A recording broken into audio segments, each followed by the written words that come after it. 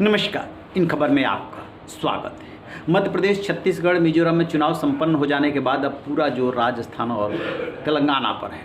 सबसे ज़्यादा राजस्थान में घमासान है। आज चुनाव प्रचार का अंतिम दिन है। इससे पहले प्रधानमंत्री नरेंद्र मोदी से लेकर कांग्रेस नेता राहुल गांधी, प्रियंका गांधी सभी ने राजस्थान को पूरी शिद्दत से मथा।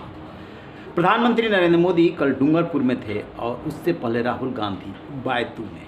लेकिन बायतू में राहुल गांधी ने कुछ ऐसा कह दिया जिसको लेकर के हो गया बवाल और अब चुनाव आयोग ने जारी कर दिया है नोटिस। दरअसल 19 नवंबर को अहमदाबाद में खेले गए आईसीसी वर्ल्ड कप के फाइनल में भारत ऑस्ट्रेलिया के हाथों हार गया था। प्रधानमंत्री नरेंद्र मोदी वहां मौजूद थे। इसको लेकर के एक शब्द पनौती सोशल मीडिया पर ट्रेंड किया। सोशल मीडिया का दौर है, लोग आपस में बातचीत करते हैं, हंसी मजाक भी करते हैं और सीरियसली भी ब्लेम करते हैं। लेकिन राहुल गांधी बायतू में इस शब्द को बाकायदे पीएम मोदी के लिए यूज किया और अब वही उनके लिए मुश्किल बन गया है, क्योंकि बीजेपी ने चुनाव आयोग से शिकायत की और चुनाव आयोग ने उसी सभा में बोले गए दो बात, एक तो उन्होंने पनौती बोला था और दूसरी बात ये उन्होंने कही थी कि कभी भी जेब कतरे एक साथ नहीं आते हैं, तीन साथ में आते हैं। यानी कि जेब कतरा शब्द इस्तेमाल किया था। इन दोनों के लिए नोटिस जारी हो गया है। जेब कतरा कभी अकेला नहीं आता है, तीन लोग होते हैं, तीन आते हैं। अगर जेब कतरा अकेला आएगा, सामने से आएगा, कैसे काटेगा जेब? सामने से आएगा, कैसे काटेगा? तीन आते हैं, एक सामने से आता है, एक पीछे से आता है और एक दूर से दिखता है। सामने वाला आता है, आपका ध्यान इधर उधर करेगा, इधर उधर की बात करेगा, कहेगा देखो भैया नीचे कुछ गिर गया, आपका ध्यान इधर उधर जाएगा। जैसे आपका ध्यान इधर उधर गया, पीछे से नंबर 2 आता है, वो ब्लेड लेके जेब काट देता है और दूर से देखता है, तीसरा देखता है, दूर से देखता है, तीसरा कहता है यहाँ पे मतलब जनता ना आ जाए, लोगों को पता ना लग जाए।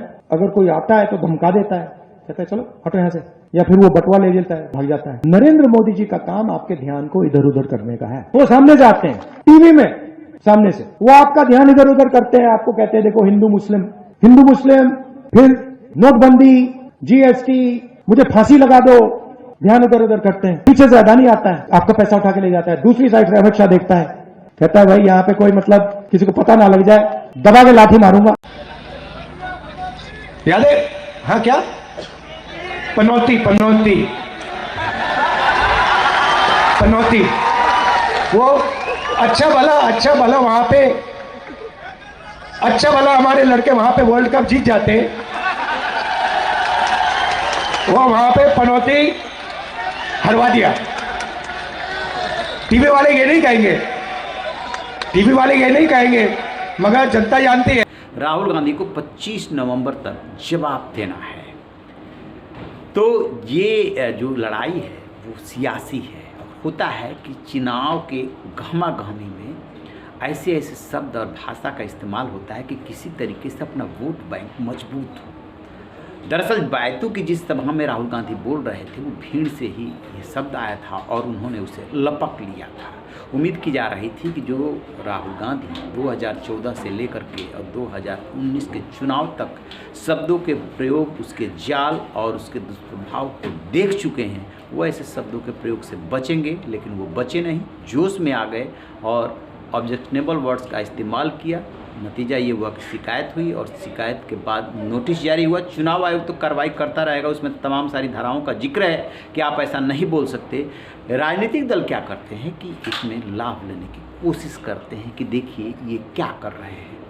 और अब जब आप चुनाव का इतिहास उठा करके देखेंगे, मौत का सौदागर, गुजरात के चुनाव में सोनिया गांधी ने इस शब्द का इस्तेमाल किया था, 2007 की बात है।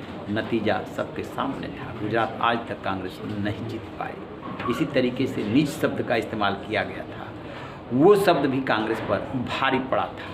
मणिशंकर अय्यर ने चाय वाला कहा था, तब राहुल गांधी ने माफ़ी मंगवाया था, वो शब्द भी भारी पड़ा था। और अब जो बीजेपी जिस तरीके से इसको लेकर के अटैक कर रही है, कांग्रेस को घेर रही है, कहीं ऐसा तो नहीं कि राजस्थान के रण में ये शब्द भी भारी पड़े। देखने वाली बात होगी कि बीजेपी इसे किस तरीके से भुनाने की कोशिश करती है और उधर कांग्रेस कैसे बचाव करती है, क्योंकि कांग्रेस के पास भी ऐसे ढेरों सारे शब्द हैं जिसका वो हवाला दे रही है कि उसे भी ऐसे ही शब्दों से नवाजा गया है। कोई भी इस्तेमाल करे, यदि गलत शब्द है, अमर्यादित शब्द है, तो हमेशा अमर्यादित ही रहेगा।